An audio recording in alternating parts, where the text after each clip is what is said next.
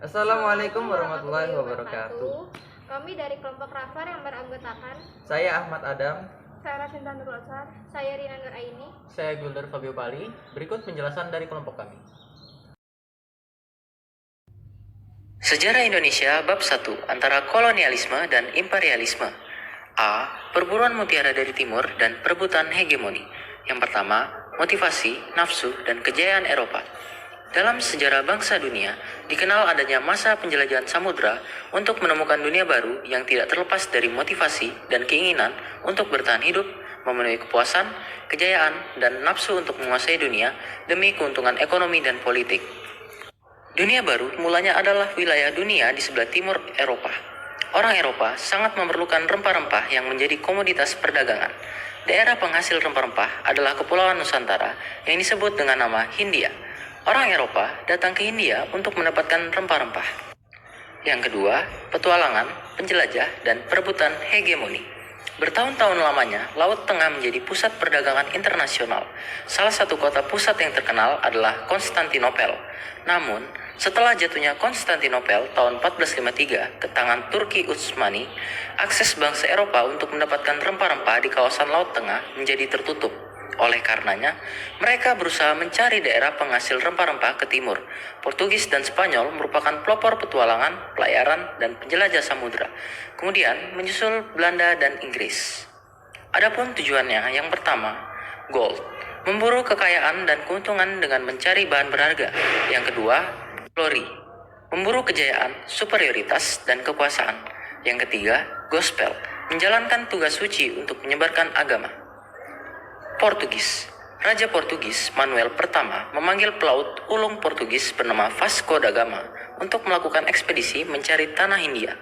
Sebelum itu, sudah ada pelaut Portugis bernama Bartolomeus Dias melakukan pelayaran mencari daerah timur dengan menelusuri pantai barat Afrika. Tetapi, pada 1488, ia terkena serangan ombak besar dan kembali ke negerinya. Pada Juli 1497, Vasco da Gama memulai penjelajahannya. Pada 1498, rombongan Vasco da Gama mendarat sampai di Calicut dan juga Goa di pantai barat India. Mereka menandai daerah yang disinggahi sebagai milik Portugis. Beberapa tahun kemudian, mereka melanjutkan ekspedisi di bawah pimpinan Alfonso de Albuquerque. Pada tahun 1511, armada Portugis berhasil menguasai Malaka. Orang Portugis pun mengetahui tempat buruannya, yakni rempah-rempah asal di Kepulauan Nusantara, khususnya di Kepulauan Maluku. Spanyol. Orang-orang Spanyol diprakarsai Christopher Columbus merencanakan penjelajahan untuk menemukan tanah penghasil rempah-rempah. Ratu Isabella menyediakan 3 kapal dan menyediakan hadiah jika misi Columbus berhasil. Pada 3 Agustus 1492, Columbus dan rombongannya berlayar menuju arah barat. Pada tanggal 6 September, rombongan Columbus sampai di Kepulauan Kanari di sebelah barat Afrika. Setelah sekitar 1 bulan berlayar, tanggal 12 Oktober, rombongan Columbus berhasil mendarat di Kepulauan Bahama. Tahun 1493, Columbus kembali ke Spanyol. Columbus diakui sebagai penemu benua Amerika. Magellan beserta rombongannya berlayar mengambil jalur yang mirip dilayari Columbus, lalu mendarat di ujung selatan benua Amerika. Magellan terus berlayar hingga pada Maret 1521 mendarat di Pulau Guam dan kemudian melanjutkan penjelajahan. Pada April 1521, mereka sampai di Kepulauan Masava atau Filipina. Di sana terjadi pertempuran antara pihak Magellan dan orang-orang Mactan. Magellan terbunuh dan rombongan Magellan yang selamat meninggalkan Filipina di bawah pimpinan Sebastian del Cano, yang kemudian mereka sampai di Kepulauan Maluku. Belanda. Pada abad ke-15, Belanda masih menjadi vasal Spanyol. Pada tahun 1566, Belanda melakukan gerakan melepaskan diri dari Spanyol dan dikenal dengan Revolusi 80 tahun. Pada tahun 1594, William Barents berlayar mencari tanah Hindia melalui kutub utara. Ia gagal karena terjepit es. Barents terhenti di pulau Novaya Zemlya dan ia meninggal. Pada tahun 1595, Cornelis de Houtman dan Peter de Keyser berlayar dengan 4 kapal dan 248 awak beserta 64 pucuk meriam untuk mencari tanah Hindia. Tahun 1596, mereka berhasil mendarat di Banten. Kehadiran mereka diterima baik oleh rakyat Banten saat masa pemerintahan Sultan Abdul Mufakir Mahmud Abdul Qadir. Karena kesombongan orang Belanda, rakyat pun mengusir mereka. Tahun 1598, Jacob van Heemskerk dan armadanya mendarat di Banten.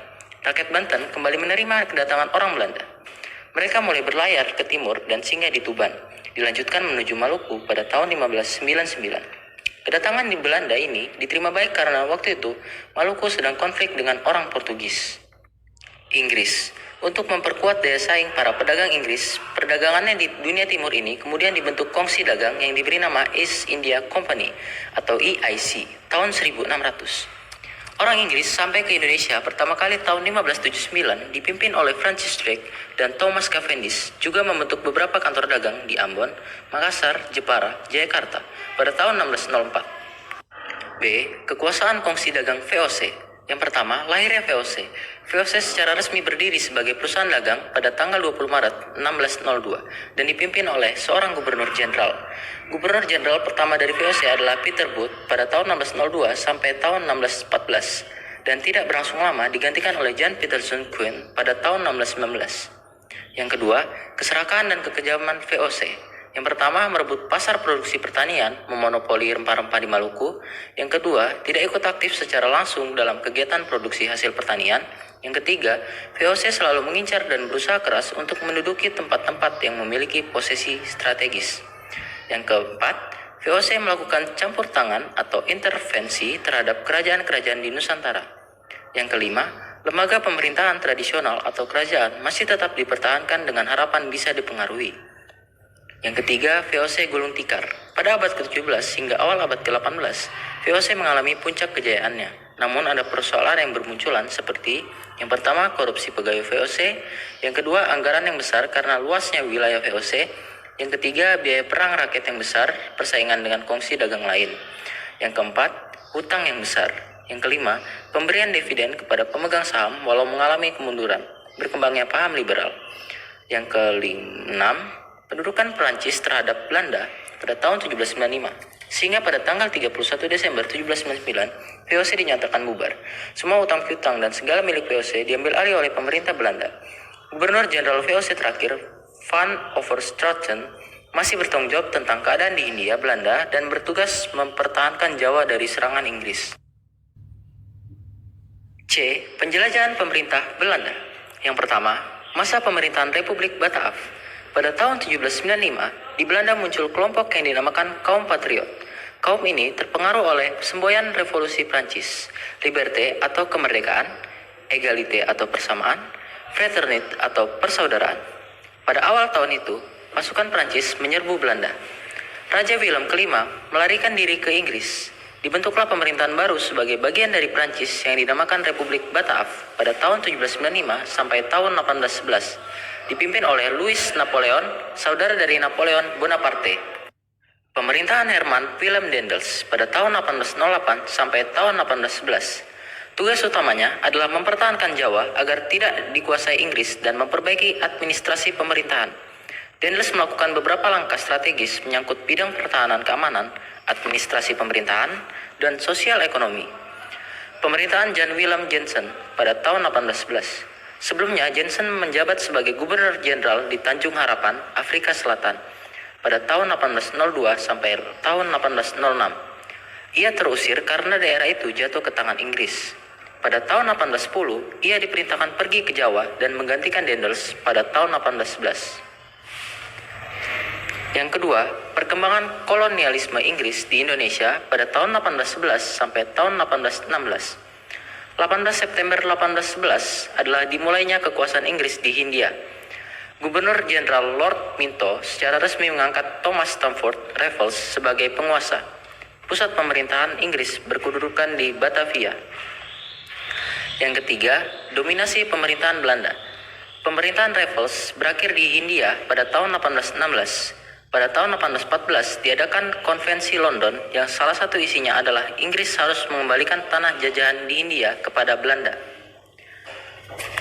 A. Jalan tengah bersama Komisaris Jenderal adalah eksploitasi kekayaan di tanah jajahan langsung ditangani pemerintah Hindia Belanda agar segera mendatangkan keuntungan bagi negeri induk. Di samping mengusahakan kebebasan penduduk dan pihak swasta untuk berusaha di tanah jajahan. B. Sistem tanam paksa adalah peraturan yang diajukan oleh Gubernur Jenderal Johannes van den Bosch pada tahun 1829 kepada Raja Belanda yang berkaitan dengan sistem politik kolonial Belanda di Hindia. Tanah jajahan diwajibkan menyisihkan sebagian tanahnya untuk ditanami komoditas ekspor. C. Sistem usaha swasta adalah kebijakan yang dikeluarkan sebagai pengganti dari sistem tanam paksa yang dihapuskan pada tahun 1870. Dampak dari sistem usaha swasta Belanda adalah para pengusaha swasta dan pihak Belanda memperoleh keuntungan yang melimpah. Para pengusaha bisa membuka perkebunan di Hindia Belanda. D. Perkembangan agama Kristen. Perkembangan agama Kristen tidak dapat dilepaskan dari kedatangan bangsa-bangsa Eropa ke Indonesia. Orang-orang Portugis menyebarkan agama Kristen Katolik, orang-orang Belanda membawa agama Kristen Protestan.